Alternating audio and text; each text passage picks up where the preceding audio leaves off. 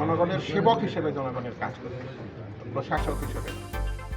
জনপ্রশাসন মন্ত্রণালয়ের উপদেষ্টা মোহাম্মদ ইসমাইল জবিউল্লাহ বলেছেন, প্রধানমন্ত্রী তারেক রহমানের নীতির আলোকে আমরা দেশবাসীকে একটি দক্ষ, নিরপেক্ষ ও মেধাভিত্তিক প্রশাসন উপহার দিতে চাই। শুক্রবার সকালে লক্ষ্মীপুর সার্কিট হাউস প্রাঙ্গণে সাংবাদিকদের সঙ্গে আলাপকালে তিনি এসব কথা বলেন। জনপ্রশাসন মন্ত্রণালয়ের উপদেষ্টা হিসেবে দায়িত্ব গ্রহণের পর এটি তার প্রথম লক্ষ্মীপুর সফর। তিনি বলেন, গত ১.৫ দশকেরও বেশি সময় ধরে জনপ্রশাসনের দলীয়করণের প্রবণতা দেখা গেছে। এতে প্রশাসনের নিরপেক্ষতা ও দক্ষতা ক্ষতিগ্রস্ত হয়েছে। দেশের বিভিন্ন খাতে এর প্রভাব পড়েছে, প্রশাসনও এর বাইরে নয়।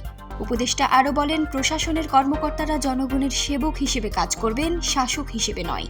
সবার সম্মিলিত প্রচেষ্টায় বাংলাদেশকে বৈষম্যহীন, অন্তর্ভুক্তিমূলক, জবাবদিহিমূলক ও দুর্নীতিমুক্ত রাষ্ট্রে পরিণত করা হবে। নেতা জনাব তারেক রহমানের যে ডিক্লার্ড পলিসি, সেটা হচ্ছে মেরিটোক্রেসির বাংলাদেশ। আমাদের একটা দক্ষ, একটা নিরপেক্ষ, মেধাভিত্তিক প্রশাসন আমরা বাংলাদেশের জনগণকে উপহার দেব, এবং যারা জনগণের সেবক হিসেবে জনগণের কাজ করবে, প্রশাসক হিসেবে নয়। এ হচ্ছে মূল কথা।